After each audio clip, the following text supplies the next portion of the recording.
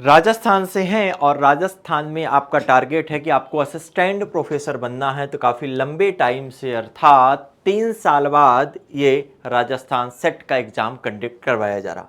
अर्थात अगर हम बात कर लेते हैं कि राजस्थान का इसके पहले कब कब सेट एग्ज़ाम कंडक्ट करवाया गया, तो 2013 में सेट एग्ज़ाम राजस्थान में पहली बार कंडक्ट करवाया गया, जो आरपीएससी द्वारा कंडक्ट करवाया गया। इसके बाद दूसरी बार जो 2023 में सेट एग्जाम कंडक्ट करवाया गया और गुरु गोविंद सिंह जनजातीय विश्वविद्यालय द्वारा कंडक्ट करवाएगा। इसके बाद राजस्थान शिक्षा आयोग के द्वारा स्पष्ट कह दिया गया है कि राजस्थान सेट एग्जाम 2026 का जो एग्जाम है ये कोटा विश्वविद्यालय के द्वारा कंडक्ट करवाया जाएगा। क्यों? क्योंकि राजस्थान के अंतर्गत काफ़ी ज़्यादा असिस्टेंट प्रोफेसर के पदों की वैकेंसी क्या है, खाली है, और उसका भी नोटिफिकेशन बहुत जल्दी आउट हो जाएगा। इससे पहले सेट का एग्जाम क्या किया जाएगा, आपका लिया जाएगा राजस्थान के अंतर्गत। तो अगर आप काफ़ी टाइम से इंतजार कर रहे थे तो आपके लिए बड़ी खुशखबरी है। अब आपको अच्छे तरीके से और एक व्यवस्थित तरीके से, सिस्टमैटिक तरीके से तैयारी करना है।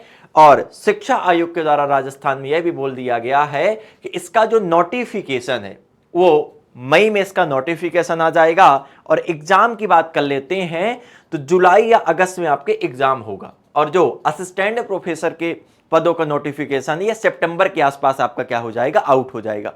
और जो ये सेट एग्जाम 2026 में राजस्थान में लिया जा रहा है, इसमें 30 विषय पर 30 से अधिक विषयों में मिल सकता है मौका, अर्थात 30 से अधिक विषय वाले छात्रों को क्या मिलेगा, मौका मिलेगा। यहां पर इन सभी विषयों के जो नाम है वो क्या किए दिए हुए हैं, इसको आप जूम करके क्या कर लोगे, आप देख लोगे एक एक चीजों को।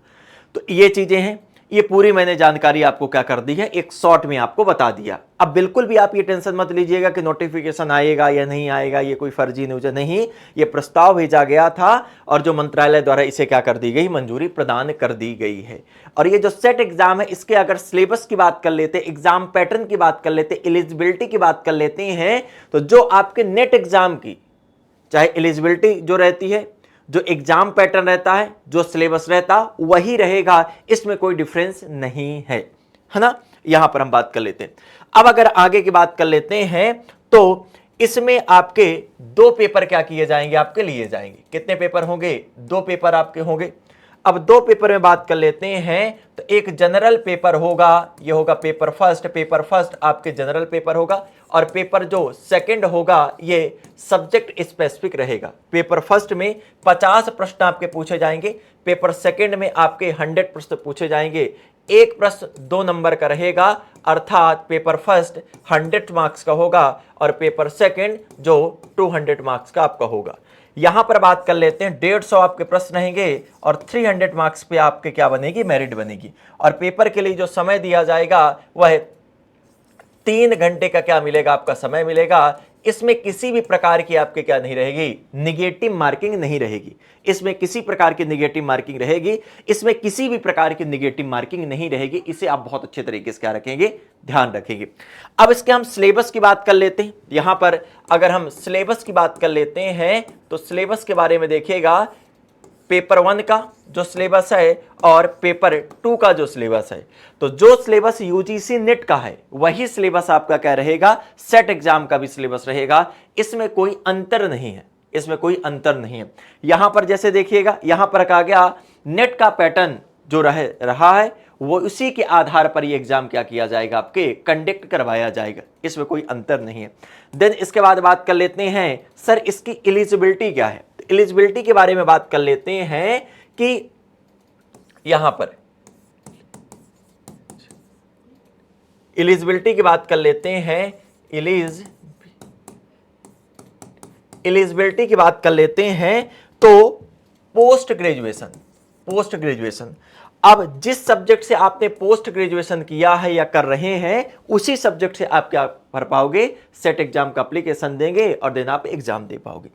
अब यहां पर बात कर लेते हैं, ऐसे बहुत से स्टूडेंट होंगे जिन्होंने पीजी क्या कर ली है, कंप्लीट कर ली। अगर आपने पीजी कंप्लीट कर ली है तो अगर आप यूआर कैटेगरी से हैं तो आपके कितने होने चाहिए पोस्ट ग्रेजुएशन में, 55%, या आप ओबीसी कैटेगरी से आ रहे हैं, या आप एससी कैटेगरी से आ रहे हैं, या आप एसटी कैटेगरी से आ रहे हैं, तो 5% का आपको रिलैक्सेशन दिया गया।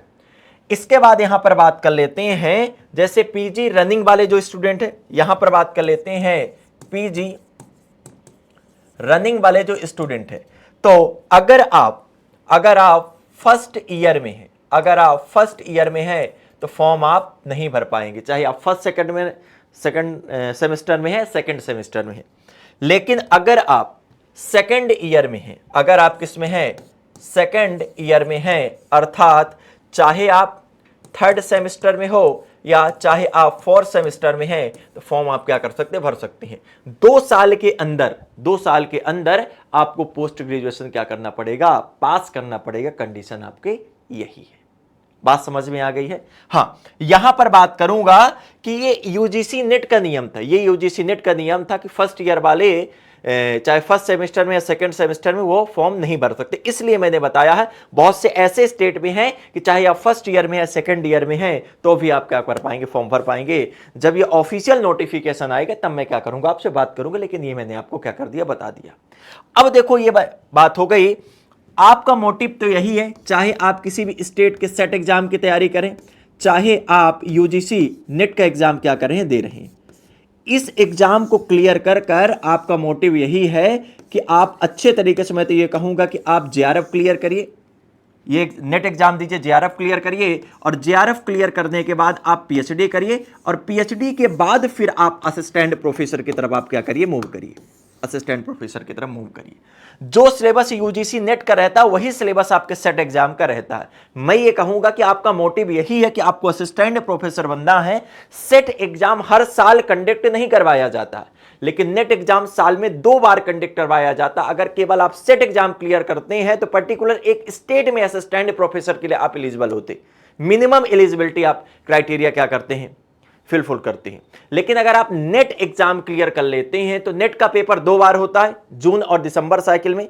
अच्छे तरीके से आप यूजीसी नेट का सिलेबस पढ़िए, और यूजीसी नेट का जो सिलेबस है वही सिलेबस आपका सेट का है, और इसके बाद आप जेआरएफ क्लियर करिए, और फेलोशिप के साथ साथ आप पीएचडी करिए, और फिर असिस्टेंट प्रोफेसर के लिए जहां पर नोटिफिकेशन निकले वहां पर आप अप्लाई करेंगे। तो आपके पास पीएचडी भी है, आपके पास जेआरएफ भी है, तो आपको एक बेहतरीन मौका दिया जाएगा, और कहीं ना कहीं उन स्टूडेंटों से आपको ज्यादा क्या मिलेंगे, चांसेस मिलेंगे, और सिलेक्शन की जो पॉसिबिलिटी वो ज्यादा रहेगी। तो इसी प्रकार से देखिए करना है। तो अगर आपका सपना है कि आपको असिस्टेंट प्रोफेसर बनना है राजस्थान में या राजस्थान से कहीं अन्य स्टेट या भारत में कहीं भी, तो इसके लिए अगर व्यवस्थित तरीके से आप पढ़ाई करना चाहते हैं तो इसके लिए आप हमारे बैचेस से क्या हो सकते हैं, जुड़ सकते हैं। इसके लिए आप हमारे बैचेस से क्या हो सकते हैं, जुड़ सकते हैं। अब बैच में कैसे आप जुड़ेंगे, तो बैच में जुड़ने के लिए आपको क्या करना होगा, तो जैसे आप यहां पर सेशन क्या कर रहे हैं, आप देख रहे हैं, ठीक है।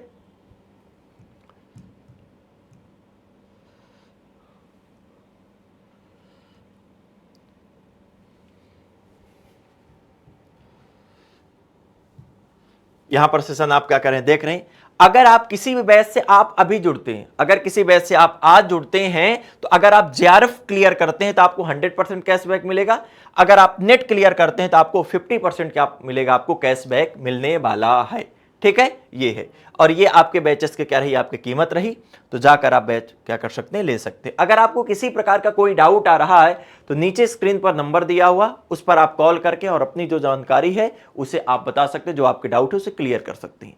साथ ही साथ जो भी लोग नए हैं, जिन्होंने अभी तक चैनल को सब्सक्राइब नहीं किया, प्लीज चैनल को सब्सक्राइब करिएगा। अगर आपने अभी तक वीडियो को लाइक नहीं किया, वीडियो को लाइक करिएगा, और इस जानकारी को ज्यादा से ज्यादा शेयर करिएगा।